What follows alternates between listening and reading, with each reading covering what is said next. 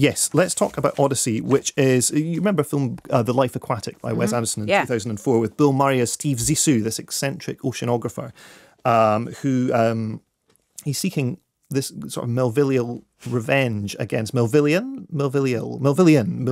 revenge. Yeah. Against the jaguar shark that had done something terrible to him in the past. But he's also taking under his wing Owen Wilson's character, Ned Plimpton, who believes himself to be Steve Zissou's son. Now, Wes Anderson based this film on the life story of Jacques-Yves Cousteau, who was a French undersea explorer. And what The Odyssey is it's the real-life biopic of Cousteau.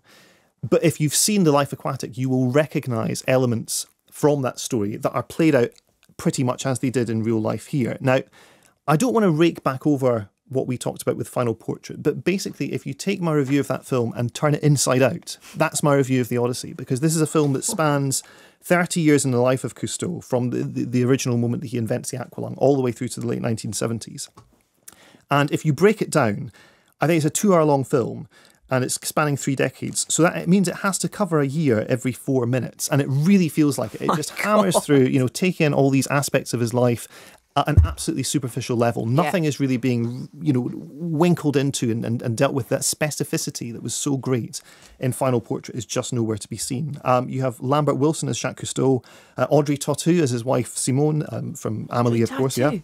Pierre Nini, who was the mysterious stranger in France, the François Ozon film from earlier this year, he plays as Cousteau's son Philippe, and that's where the main kind of father-son tension is that was alluded to in The Life Aquatic as well. Now, with that cast, it's kind of hard to believe that the film would not be glamorous, particularly as a lot of it involves them going around on a boat in swimsuits. But it really is, it never kind of gets into the atmosphere of the period. It's so intent on moving from his business dealings one minute to his affairs the next, although the affairs are dealt with very, very bloodlessly and boringly. And, particularly for a French film, this was incredibly disappointing.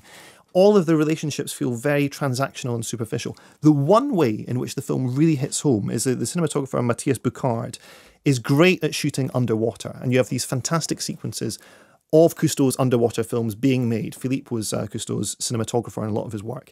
And there's a lovely sequence where Pierre Nini is underwater, sort of almost dancing with this humpback whale. He's got the camera and the whale is corkscrewing through this kind of empty blue space.